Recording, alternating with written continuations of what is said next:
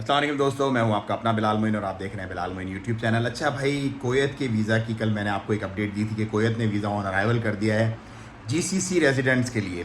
तो उसके बाद बहुत सारी क्यूरीज थी, बहुत सारे लोगों ने मैसेजेस किए, तो मैंने कहा थोड़ा सा आपको एक एलोबरेटिव एक वीडियो बना दूँ जिसके अंदर ये डिटेल के साथ मैं आपको बता दूँ कि किन किन लोगों के लिए ये सहूलियात हैं और कौन कौन लोग इससे मुस्तफ़ीद हो सकते हैं और कौन कौन लोग इससे मुस्तफ़ीद नहीं हो सकते। देखो भाई, कोयत जो है उसने पाकिस्तानियों के तो तकरीबन 16-17 साल से वीज़ा ऑफ किए हुए थे। अब एक लहर चली है कि भाई ठीक है, पाकिस्तानियों को भी हम लोग वीज़ा देंगे। तो वो तमाम पाकिस्तानी, हिंदुस्तानी, बांग्लादेशी लोग जो खलीज के मुल्कों में रहते हैं और पिछले 6 महीने से ज़्यादा वक्त से रह रहे हैं, मतलब कोई आज कल परसों में आने वाला या 2 महीने 3 महीने पहले आने वाला नहीं, जो 6 महीने या उससे पुराने टाइम से खलीज के किसी भी मुल्क में रह रहे हों और उनकी आईडी जो हो वो वैलिड हो आगे 6 महीने तक, वो लोग कोयत के जो वीज़ा है उनको वो ऑन अराइवल भी मिल सकता है और वो ई वीज़ा भी अप्लाई कर सकते हैं, दोनों सूरतें। अच्छा, अब ये वीज़ा जो है इसकी स्पेसिफाइड कैटेगरीज़ हैं। ये ऐसा नहीं है कि अगर आपका लेबर का वीज़ा है या आपका घास काटने वाला या ऊँटों का ख्याल रखने वाला या फिर माली का या फिर इस तरह का आपका वीज़ा है तो आप उतरेंगे कोयत के एयरपोर्ट पर और आपको बोलेंगे साईं अच्छो वेलकम बाबा, आ जाओ बिस्मिल्लाह। ऐसा नहीं करेंगे वो। उन्होंने अपनी जो वेबसाइट है, कोयत की जो वीज़ा की वेबसाइट है, उसके ऊपर स्पेसिफाई की हुई है तमाम कैटेगरीज। उसके अंदर डॉक्टर्स हैं, इंजीनियर्स हैं, मैनेजर्स हैं और सबसे ऊपर उसमें पता है कौन है? सबसे ऊपर उसमें वो लोग हैं जिनको हम अल्हम्दुलिल्लाह ओमान लेके आए पिछले 2-2.5 साल के अंदर, वो हैं बिजनेसमैन। सबसे ऊपर आपको ए के बाद जो बी शुरू होगा बिजनेसमैन की कैटेगरी आपको नज़र आ जाएगी। तो अगर आपका बताका जो है उसके ऊपर आपका मिना बोलते हैं ऑक्यूपेशन को, जो प्रोफेशन होता है उसको बोलते हैं, वो लिखा हुआ है, या शरीक तिजारी या मुदीर या इसी तरह अकाउंटेंट या मुहंदिस लिखा हुआ है या तबीब लिखा हुआ है, या फिर अच्छी कैटेगरीज़ के आपके वीज़ाज़ हैं, जो भी कैटेगरी हो, अच्छी कैटेगरी हो, तो आपको ऑन अराइवल पे कोयत वीज़ा देगा। आपका पासपोर्ट डजेंट मैटर, पासपोर्ट आपका पाकिस्तानी हो, हिंदुस्तानी हो, बांग्लादेशी हो, कोई भी, उससे कोई फ़र्क नहीं पड़ता।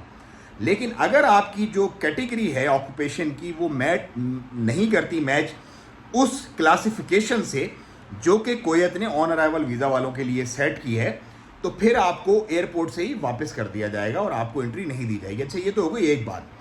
नंबर 2 ये है कि आप जब भी ऑन अराइवल वीज़ा लेने जा रहे हैं तो आपके पास एयरपोर्ट के बाहर निकलने के लिए बाहर होटल की बुकिंग होनी चाहिए कि भाई कहाँ रहोगे, कितने दिन के लिए आओ, वो प्लान आपके पास पूरा होना चाहिए। तो मैं आपको रिकमेंड करूँगा कि booking.com से या इस तरह की जो बुकिंग वाली साइट्स होती हैं अपने होटल्स की बुकिंग ज़रूर करवा के जाएँ और कैश आपके पास इनफ होना चाहिए। लाइक आप कोयत में जा रहे हैं तो कोयती दिनार आपके पास इनफ होने चाहिए जो आपके स्टे को जस्टिफाई कर सके कि हाँ भाई, एक बंदा अगर उड़ के वहाँ पे यहाँ आ रहा है, हॉलीडेज़ के लिए आ रहा है, टूरिज़्म के लिए आ रहा है, तो इसके पास होटल बुकिंग्स भी हैं, इसके पास इतने पैसे भी हैं कि यहाँ पे रहेगा, घूमेगा फिरेगा, सर्वाइव करेगा और वापस अपने मुल्क चला जाएगा। उसके लिए रिटर्न टिकट भी होना चाहिए। तो होटल बुकिंग, रिटर्न टिकट और कैश आपके पास होना चाहिए। बहुत सारे लोग बोलते हैं क्रेडिट कार्ड या debit card, it doesn't matter, cash is king, तो always keep cash with you.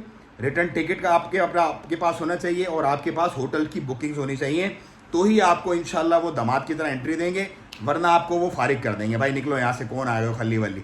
तो ये कुछ चीज़ें हैं जो आप लोगों को बतानी थी, क्लैरिफाई करनी थी। और ये सिर्फ कोयत के लिए नहीं है, किसी भी मुल्क के अंदर अगर आप एज ए टूरिस्ट जा रहे हैं तो ये केस आप अपना सॉलिड बना के जाएंगे, तमाम चीज़ें आपके पास होंगी तो ही आपको एंट्री मिलेगी, वरना आपको नहीं मिलेगी। क्योंकि बहुत सारे तजर्बात हैं, जैसे मैं रोम की अगर मैं आपको अपनी खुद की दास्तान बताऊँ एयरपोर्ट की, हालांकि मेरी डोमेस्टिक फ़्लाइट थी, जर्मनी बर्लिन से मैंने फ़्लाइट ली थी रोम के लिए, रेन एयर की बजट एयरलाइन जो होती है उसकी फ़्लाइट थी वो। तो मैं क्या किया, सुबह अर्ली मॉर्निंग की फ़्लाइट थी, मैं नमाज़ वगैरह नहीं पढ़ी थी, तो मैं उधर के एयरपोर्ट के वॉशरूम में चला गया। अच्छा, वॉशरूम में जाके मैंने वज़ू वगैरह किया, मुँह हाथ धोया, फ्रेश हुआ, तो मुझे कोई आधा घंटा हो गया, फ़्लाइट पूरी निकल गई। जब मैं बाहर निकला तो वहाँ पे एयरपोर्ट की सिक्योरिटी आ गई, उसने कहा भाई कौन, कहाँ से आ रहे हो, क्या है? मैंने कहा यार मैं तो उससे आ रहा हूँ, बर्लिन से आ रहा हूँ, जर्मनी से। तो उन्होंने कहा अच्छा, जर्मनी की फ़्लाइट तो आधे घंटे पहले चली भी गई, सारे लोग, तुम किधर थे, साइड पे आओ ना ज़रा। तो मुझे ले गए साइड पे, तो वो साइड पे ले गए। तो उन्होंने सबसे पहली बात मुझसे क्या पूछी पता है? उन्होंने कहा डू यू हैव कैश? मैंने कहा I got have cash with me.